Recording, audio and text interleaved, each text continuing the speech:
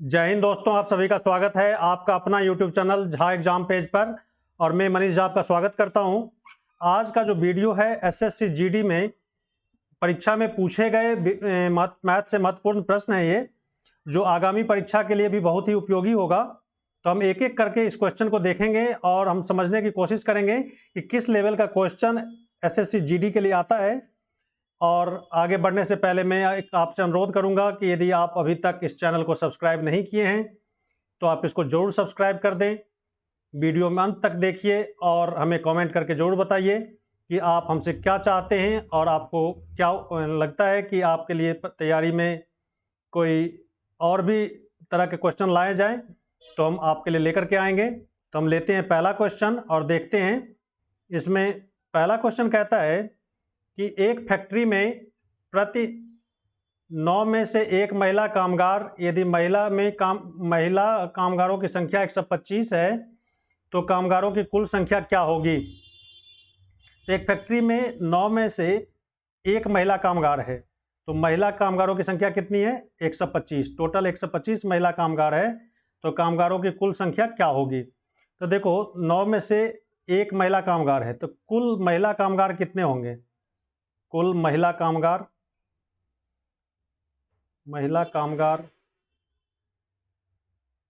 कितने होंगे। तो 109 में से एक है तो टोटल कितना हो जाएगा, 125 गुने 9। 125 को 9 से गुना कर दो तो ये 9 पंचे 45, 5 4 18 4 22 2 9 का 9 2 11 11 से 25 टोटल वर्कर हैं, जिसमें 125 क्या है, महिला कामगार है। अगला क्वेश्चन, 10 अभाज्य संख्याओं का औसत बताइए। 10 अभाज्य संख्या, तो अभाज्य संख्या उसको कहते हैं जो किसी नंबर से नहीं कटता है, यानी हम उसको प्राइम नंबर कहते हैं। तो प्राइम नंबर, सबसे छोटा प्राइम नंबर आपका क्या हो जाएगा, 2। उसके बाद 3 जो किसी भी नंबर से नहीं कटता, सिर्फ 1 या 3 से कटता है ये। फिर 5 आएगा, फिर 7 आएगा, फिर 11, फिर कितना आएगा 13। ये सब सारे प्राइम नंबर हैं। फिर उसके बाद आएगा 13 के बाद 17, फिर 19, फिर 23 और 29। ऐसे 10 प्राइम नंबर, ये 10 प्राइम नंबर है, 1 2 3 4 5 6 7 8 9 10। अब कहता है इसका औसत बताइए। तो औसत निकालने के लिए हम क्या करते हैं, सबको प्लस करके 10 से डिवाइड कर देंगे। जितना डाटा रहता है, जितने नंबर रहते हैं उससे डिवाइड कर देते हैं। सबको प्लस करके और इसमें 10 से डिवाइड कर देना है। तो कितना आएगा, इसको 10 से डिवाइड करना है हमें, 10 से हमें डिवाइड करना है इसमें। तो ये हमारा कुल औसत निकलेगा। तो इसको यदि आप जोड़ते हैं तो कितना आएगा, 129/10, यानी 12.9 इसका औसत आएगा। यानी जितनी संख्या है अभाज्य संख्या, 2 3 5 7 11 13 17, ये सब सारी अभाज्य संख्याएं हैं।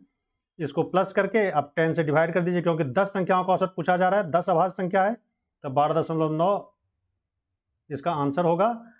ऐड करेंगे इसको तो 129 आएगा, 129/10 इतना। तो अभाज्य संख्या हम किसको कहेंगे, जिसको कोई भी नंबर ना काट सके, सिर्फ खुद से कटता है वो और 1 से कटता हो, ऐसे नंबर को हम क्या कहते हैं, प्राइम नंबर कहते हैं। प्राइम नंबर जो किसी भी संख्या से नहीं कटता है, उसी संख्या का औसत निकालना है। ऐसे प्रथम 10 अभाज्य संख्या लेने हैं तो 2 3 5 7 9 11, 9 नहीं 2 7 5 7 11 13 17, उसके बाद 19 23 29, ये सब सारी प्राइम संख्याएं हैं। इसके बाद प्राइम नंबर हो जाएगा 31।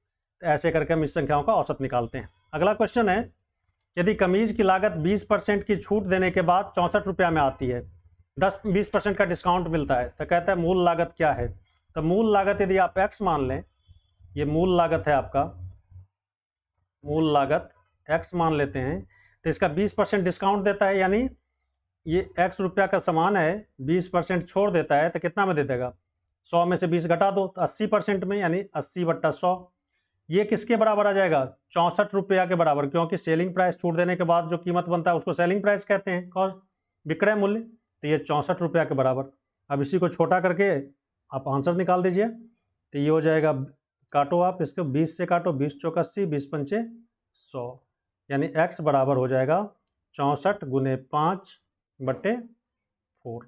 इसको काटो, 4 से काटोगे आप तो ये हो जाएगा 16 चौका 64, तो ये हो गया 16 पंचे 80। यानी उसकी मूल लागत कितनी थी 80 रुपया।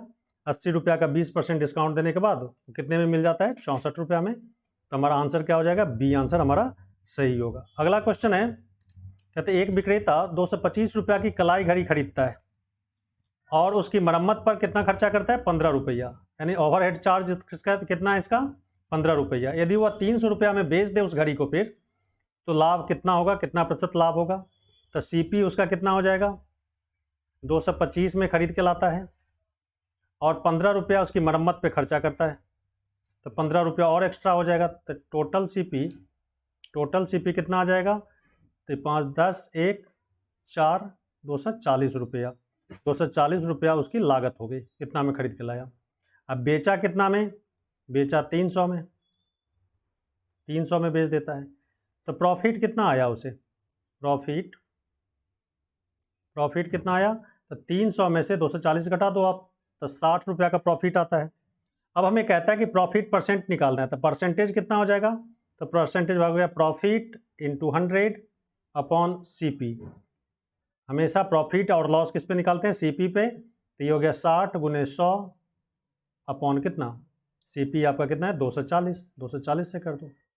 ये 0 से ये 0 काटो, 6 से काटो 6 चौक 24, 4 से काटो तो ये हो जाएगा 25, यानी 25% आपका आंसर होगा। सी आंसर हमारा सही होगा। अगला क्वेश्चन है, 2 वर्ष पूर्व 8 सदस्यों की एक परिवार की औसत आयु 18 वर्ष थी। एक बच्चे के जन्म के बाद परिवार की औसत आयु आज उतनी ही है। बच्चे की आयु कितनी है, 2 वर्ष पहले 8 सदस्यों की परिवार की औसत आयु कितनी थी 18 वर्ष। एक बच्चे के जन्म के बाद परिवार की औसत आयु कितनी हो गई, उतनी ही है जितनी पहले थी।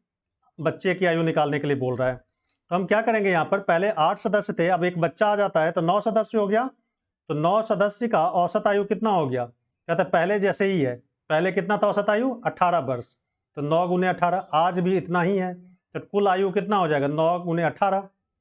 इसमें से हम क्या करते हैं, पहले 8 सदस्य का औसत आयु कितना था 18, 8 गुने 18 ये पहले का रहा होगा कुल आयु, और ये 2 वर्ष पहले का कह रहा है। तो 2 वर्ष पहले का कह रहा है, तो 8 सदस्य था, 8 गुने 2 इतना वर्ष इसमें जुड़ जाएगा, आज इतना हो जाएगा टोटल।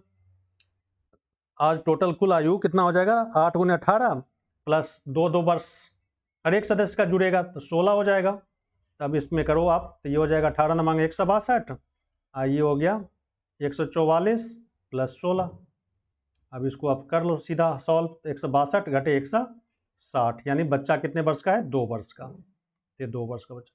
इसमें करना क्या था, कुछ नहीं करना था। पहले 8 सदस्य था, अब एक बच्चा और आ जाता है उसके परिवार में, तो 9 सदस्य हो गए। तो औसत आयु सेम रहता है, जैसे जितना पहले था उतना ही है। तो 18 वर्ष पहले औसत आयु थी, अब भी उतना ही है। तो 9 गुने 18 हो गया कुल आयु, और पहले का आयु कितना होगा टोटल 8 गुने 18, 8 सदस्य था, 18 वर्ष औसत आयु था। तो कुल आयु बराबर क्या होगा, संख्या गुने औसत। इस संख्या के से गुना कर दो आप औसत को, अब प्लस 2 वर्ष पहले के सारा एज दिया हुआ है। तो 8 सदस्य था, 8 × 16 इसमें जोड़ दो, 144 जोड़ 16 160, 162 में से 160 घटा दिया तो कितना आया 2 वर्ष। तो आंसर हमारा क्या हो जाएगा, इसमें ये ऑप्शन सही होगा। अगला क्वेश्चन है, 9 पूर्णांकों का औसत 11 आता है। 9 कोई संख्या, 9 पूर्णांक संख्या है, तो 9 का औसत कितना आता है 11। तो टोटल कितना हो जाएगा अंकों का योग 9 गुने 11। परंतु गलती से गणना करने समय देखा गया कि मूलांक 23 को 32 लिख दिया गया। लिखना था 23, लिख दिया 32, यानी ये सही संख्या है, ये गलत लिख दिया गया था। तो इसमें क्या करते हैं, सही संख्या को जोड़ देते हैं सही औसत निकालने के लिए। 23 को जोड़ दो आप, इसमें से 32 घटा दो, बट्टा कितना, पहले कितना पूर्णांक था 9, तो 9 से आप डिवाइड कर दो, बस यही नया औसत आएगा। कहता है कि नया औसत कितना है, तो 11 नमांग 99, इसमें 23 जोड़ दो, घटे 32 कर लो आप, बट्टा कितना हो जाएगा 9, तो 9 3 12, 1 3 9 3 12, 122 आ जाएगा। इसमें से 32 घटा दो आप, बट्टा 9, यानी 90 बट्टा 9 हो गया। तो औसत कितना हो गया 10 का। तो नया औसत कितना होगा 10। ये हमारा आंसर सही होगा। अगला क्वेश्चन है, एक काम को 20 दिन में कर सकता है। किसी काम को कितने दिन में करता है 20 दिन में। तो 1 दिन में कितना काम करेगा ये निकालेंगे। बी उसी काम को 30 दिन में कर सकता है, दोनों साथ मिल करके काम करें तो काम कितने दिन में पूरा हो जाएगा। ए किसी काम को कितने दिन में करता है 20 दिन में, तो 1 दिन में कितना करेगा 1/20 कर लेगा। बी क्या करेगा 1 दिन में, 1 दिन में कितना काम करेगा, बी उसी काम को 30 दिन में पूरा करता है तो 1 दिन में 1/30 काम कर लेता है। दोनों मिलके कितना करेगा, ए प्लस बी का 1 दिन का काम कितना होगा 1/20 जोड़ 1/30। ये टाइम और वर्क का दिया हुआ क्वेश्चन है और इस चैप्टर से हमने वीडियो डाल रखा है। यदि आपको समझने में दिक्कत आए तो हमारे लिंक पे जा करके, इसमें लिंक दे देंगे हम, लिंक पे जा करके आप उस वीडियो को ज़रूर देखें, उसमें बहुत अच्छी तरह से बताया गया है और वहाँ पर अपना पूरा कंसेप्ट लें ताकि इस तरह के कोई भी क्वेश्चन आए आपका एग्जाम में छूटेगा नहीं। लेकिन इसके लिए आपको इस हमारे लिंक पे जाना होगा और वहाँ से आप हमारे वीडियो को देखें और अपना कंसेप्ट को डेवलप करें।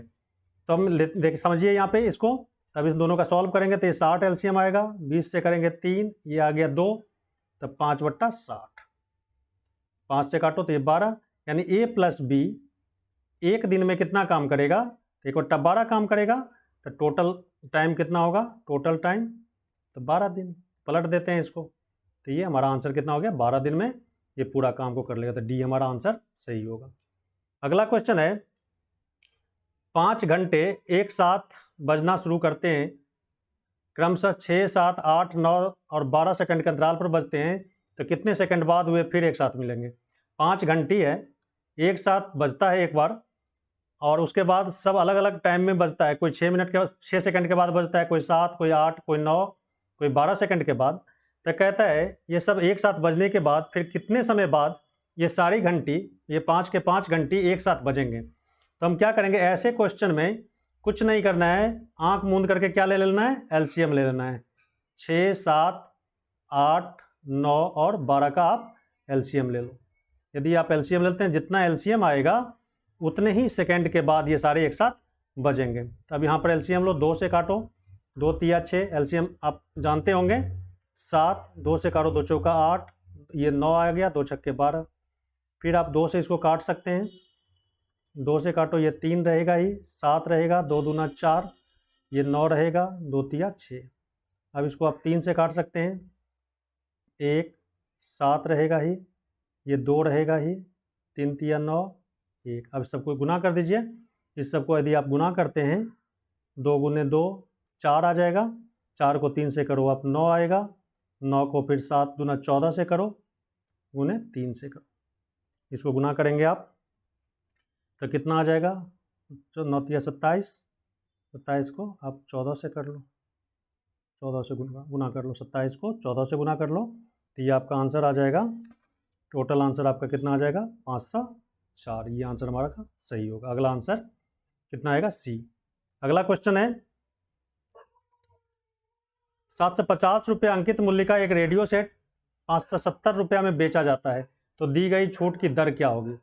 अंकित मूल्य यानी एमपी मार्क प्राइस कितना था 750 रुपया और एसपी कितना में बेच दिया जाता है 570 रुपया में बेच दिया जाता है। तो कहता है डिस्काउंट कितना दिया गया, तो देखो इसमें कितना का छूट दे दिया, डिस्काउंट कितना दे दिया, डिस्काउंट कितना दे दिया, तो 570 में से 750 में से 570 घटाएंगे तो 0, 15 में 7 घटाएंगे 8 और ये कितना हो गया 1, यानी 180 रुपया की छूट दे दी गई। तो इसी को परसेंटेज में कन्वर्ट करना है, तो 180 रुपया को छोड़ दिया गया कितने में 750 में, गुने 100, तो 750 पे छोड़ा गया तो 750 से आप क्या कर देंगे इसमें डिवाइड कर दो। अब इसको काटो, ये 0 से ये 0 कटेगा, 25 से काटो 25 या 75, 25 चौका 100, 3 से काटो 3 छक्के 18, यानी 24% का डिस्काउंट आपको मिलेगा। कब, जब 750 रुपया के सामान को आप 570 में खरीदते हैं तो 24% का डिस्काउंट मिलता है। अगला क्वेश्चन है,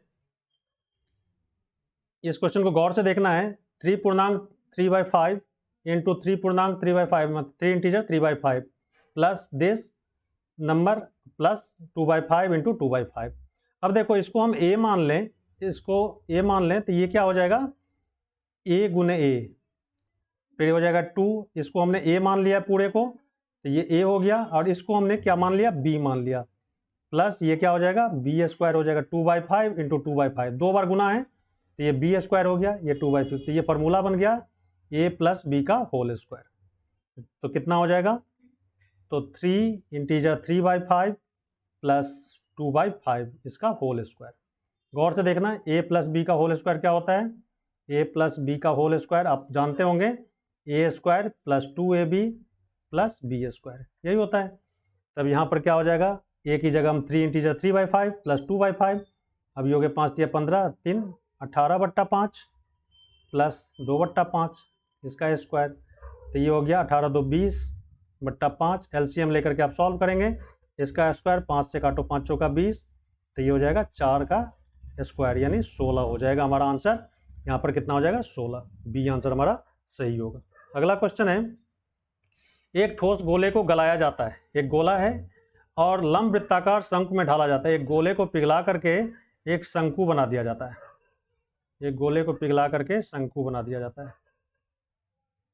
तो कहता है गोले की त्रिज्या, जिसकी त्रिज्या इस शंकु की त्रिज्या गोले की त्रिज्या के बराबर है, इसकी त्रिज्या इस शंकु के त्रिज्या के बराबर है। तो कहता है इस प्रकार बनाए गए शंकु की ऊंचाई और त्रिज्या का अनुपात क्या होगा, यानी इसका ऊंचाई, शंकु का ऊंचाई और इसकी त्रिज्या दोनों का रेशियो निकालना है। तो देखो गोला को पिघलाया गया है, तो गोला का आयतन कितना हो जाएगा, गोला का आयतन होता है 4/3 πr³। अब इसी को पिघला करके शंकु बनाया गया है, तो शंकु का आयतन कितना होगा 1/3 πr²h। अब सेम हम इसलिए लिख दिए दोनों का आयतन कि इसी को पिघला करके शंकु बना दिया गया है, और कहता है कि त्रिज्या सेम है, तो इसलिए हमने r को सेम रखा है और h निकालना, h और r के बीच में रेशियो निकालना है। तो गोला का आयतन किसके बराबर हो जाएगा, शंकु का आयतन के बराबर, क्योंकि गोला को ही पिघला करके शंकु बनाया गया है। अब इसको हम सॉल्व करते हैं, तो पाई से पाई दोनों तरफ काटेंगे, ये 3 3 कट गया, तब बचा कितना, यहाँ पर r² है, इसको काटो तो यहाँ पर एक r बचेगा, तो ये बचेगा 4r = h। तो हमें कहता है शंकु की ऊंचाई और त्रिज्या का अनुपात निकालना है। तो ऊंचाई और त्रिज्या का अनुपात निकालना है, तो ऊंचाई को पहले रखो, ऊंचाई बाय रेडियस मतलब ऊंचाई बट्टा त्रिज्या। तो ऊंचाई कितना है, तो यहाँ पर 4 यहाँ आ जाएगा और 1 यहाँ आ जाएगा, इसको क्रॉस करेंगे तो सेम सिचुएशन आएगा। तो ये कितना हो गया 4:1 का। तो हमारा आंसर क्या हो जाएगा, यहाँ पे त्रिज्या और ऊंचाई और त्रिज्या का अनुपात जो होगा 4:1 का होगा। तो डी आंसर हमारा सही होगा। अगला क्वेश्चन कहता है 3.6 किलोमीटर प्रति घंटे की गति को निम्नलिखित में से किसके बराबर है। तो यहाँ पर मीटर पर सेकंड में दिया हुआ है, यानी कहने का मतलब इस स्पीड को जो किलोमीटर पर आवर में दिया हुआ है उसको मीटर पर सेकंड में कन्वर्ट करना है। तो 330.6 km/h है, इसको आप मीटर पर सेकंड में कन्वर्ट करेंगे तो क्या करते हैं, इसको 5/18 से मल्टीप्लाई कर देते हैं, 5/18 से। क्यों करते हैं, तो देखो ये किलोमीटर पर आवर है, तो किलोमीटर को मीटर बनाएंगे तो 1000 से गुना करते हैं तो मीटर बन जाएगा। आवर को मिनट बनाएंगे तो 60 से गुना करो तो मिनट बनते हैं। अब मिनट को फिर सेकंड से बनाने के लिए आप 60 से गुना करो, 2 बार करना पड़ेगा 60 × 60। अब 2 0 से 2 0 काट दो आप, फिर 2 से काटो 5, ये हो गया 3, यानी 5/18। यानी कहीं भी किलोमीटर पर आवर में स्पीड दिया हुआ हो, अब मीटर पर सेकंड में कन्वर्ट करना हो तो हम क्या करेंगे 5/18 से गुना कर देते हैं। अब इसी को सॉल्व करना है हमें, इसको सॉल्व करेंगे तो इसको गुना कर लेते हैं, तो 6 × 5 = 30, 3 और ये 3 आ जाएगा, अब 5 × 3 = 15, एक डिजिट का पॉइंट लगा दो बट्टा 18, यानी 153 में 18 से डिवाइड करो, तो 18 से डिवाइड करो, 18 × 144 और ये बच गया 18 × 5 = 90। तो 8.5 मीटर पर सेकंड क्या हो जाएगा, हमारा आंसर हो जाएगा। यानी 36.6 किलोमीटर प्रति घंटा, इसको मीटर पर सेकंड में कन्वर्ट करेंगे तो 8.5 मीटर पर सेकंड होगा। ये हमारा आंसर सही होगा यहाँ। अगला क्वेश्चन है 200 मीटर लंबी ट्रेन 36 किलोमीटर प्रति घंटे की रफ्तार से चलकर एक पुल को पार करने में 55 सेकंड का समय लेती है, तो पुल की लंबाई ज्ञात करें। हमें पुल की लंबाई निकालनी है। तो ट्रेन पर मैं यहाँ पर बताना चाहूँगा कि ट्रेन पर आधारित बहुत तरह के क्वेश्चन हमने वीडियो बना के डाला है, इसका भी लिंक आपको मिलेगा हमारे डिस्क्रिप्शन बॉक्स में। आप वहाँ पर जा कर के इस तरह के भी वीडियो देखें आप और अपने कंसेप्ट को बेहतर करें। ट्रेन पर आधारित बहुत अच्छे अच्छे क्वेश्चन वहाँ पर डाले गए हैं, तो आप वहाँ से ज़रूर देखें इसको और यहाँ पर इस क्वेश्चन को समझिए कि यहाँ पे दिया हुआ है कि ये मीटर में है, यानी लंबाई दी हुई है मीटर में, और यहाँ पे टाइम सेकंड में। तो यहाँ पर एक स्पीड दे रखा है किलोमीटर पर आवर, यानी ट्रेन की स्पीड कितना दे रखा है 36 km पर आवर। तो इसको मीटर पर सेकंड बनाए, तभी हमने बताया कि 5/18 से गुना कर दो आप। तो 5/18 से गुना के 18 से इसको काटो तो 18 दूना 36, यानी 10 मीटर पर सेकंड, यानी ट्रेन की स्पीड कितना हो गया 10 मीटर पर सेकंड। हम मान लेते हैं कि ट्रेन की लंबाई कितना दिया है यहाँ पर 200 मीटर। तो 200 मीटर लंबी ट्रेन है, एक पुल को पार कर रहा है। तो पुल को पार करना तब समझा जाएगा जब इसका लास्ट बॉगी क्या कर जाए, पुल को क्रॉस करके बाहर निकल जाए। यानी पुल को क्रॉस करने का मतलब ट्रेन की लंबाई और पुल की लंबाई दोनों को जोड़ देते हैं तो कुल डिस्टेंस निकलता है, कुल दूरी निकलता है। तो 200 मीटर लंबा यहाँ पर लंबी ट्रेन है, अब पुल की लंबाई को हमने x मान लिया। तो टोटल डिस्टेंस हमारा हो गया 200 + x अपॉन क्या स्पीड। तो स्पीड हमने कितना लिया है 10, यानी टोटल डिस्टेंस अपॉन टाइम, ये d/डिस्टेंस बटे स्पीड बराबर क्या हो जाएगा टाइम। तो पुल को कितने सेकंड में पार कर जाता है 55 सेकंड में। तो यहाँ पर इक्वल टू 55 हो जाएगा। अब इसको सॉल्व कर लो आप। तो 200 + x बराबर कितना हो जाएगा, क्रॉस करेंगे यहाँ पे तो 550 हो जाएगा। x बराबर कितना हो जाएगा 550 में से 200 घटा दो, यानी 350 मीटर लंबा वो पुल था। तो हमारा आंसर यहाँ पर कौन सा होगा, सी आंसर सही होगा। तो ये सी ऑप्शन सही है। अगला क्वेश्चन, रमन के वेतन में इस वर्ष 5% की वृद्धि हुई। यदि उसका वर्तमान वेतन 1806 रुपया है तो पिछले वर्ष उसका वेतन कितना था। तो पिछले वर्ष का वेतन निकालने के लिए हम क्या करेंगे, उसके वेतन को ही मान लेते हैं। तो वेतन कितना हो जाएगा, x रुपया मान लेते हैं, उसका वेतन x रुपया है और उसमें कितनी वृद्धि हो जाती है 5% की वृद्धि हो जाती है। इस वर्ष 5% की वृद्धि होती है, ये 5% है। तो यहाँ वर्ष लिखा गया गलती से, तो यहाँ पर 5% है। तो x का 5% वृद्धि हो जाता है, तो यानी 105 रुपये, यानी 100 रुपया में 105 हो जाता है, यानी 105% की वृद्धि हो गई। तो 100/100 हो गया, 105/100। ये बराबर कितना हो जाता है 1806 रुपया के बराबर। अब इसको काट दो, इसी को सॉल्व करेंगे तो हमारा आंसर आएगा। कहता है कि वेतन में 5% की वृद्धि हुई, यानी 100 रुपया से 105 बन जाता है। तो ये कितना हो गया टोटल 105, यानी 105% की वृद्धि। यहाँ पर 105% लिख सकते हैं, तो इतना 105/100। अब इसको काटो, 20 से काटो, 20 पंचे 100, 20 से काटोगे 5 से काटोगे तो 5 से काटोगे तो यहाँ पर कितना आ जाएगा 20, यहाँ पे काटेंगे तो कितना आ गया 5 से 21, यानी 21x/20 बराबर कितना हो गया 1806। हम x का वैल्यू निकालेंगे तो 1806 गुने 20/21। अब इसको काटो आप, 21 से काटो, 7 से काटो, या 3 से काटते हैं, पहले छोटा संख्या से काटो।